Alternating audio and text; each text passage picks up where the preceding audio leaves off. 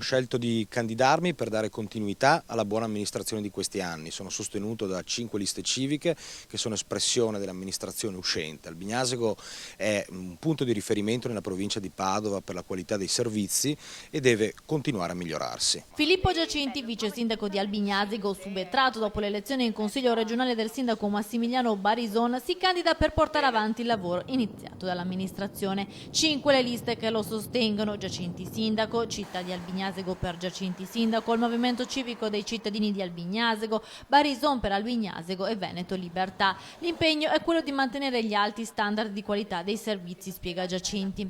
Oltre a migliorare la qualità e la quantità dei servizi del nostro comune, dobbiamo proseguire con il progetto sicurezza avviato da questa amministrazione che già ha portato importanti risultati con la diminuzione dei reati nel nostro comune. E poi ci sono le grandi sfide del futuro: la grande viabilità per liberare via Roma dal traffico di attraversamento, la scuola superiore e una casa di riposo, tutti obiettivi che ora sono più facilmente raggiungibili grazie alla presenza in Regione Veneto di Massimiliano Barison. 41 anni, avvocato Giacinti ha le idee chiare su quale sia la prima cosa da fare qualora venisse eletto sindaco. Per prima cosa andremo in Consiglio Comunale ad approvare le varianti verdi, cioè le richieste dei cittadini di trasformare le loro aree edificabili in terreni agricoli. Questo per iniziare a dare attuazione al nostro nuovo piano regolatore a volume zero che preveda non più nuove edificazioni ma più verde e la rigenerazione urbana.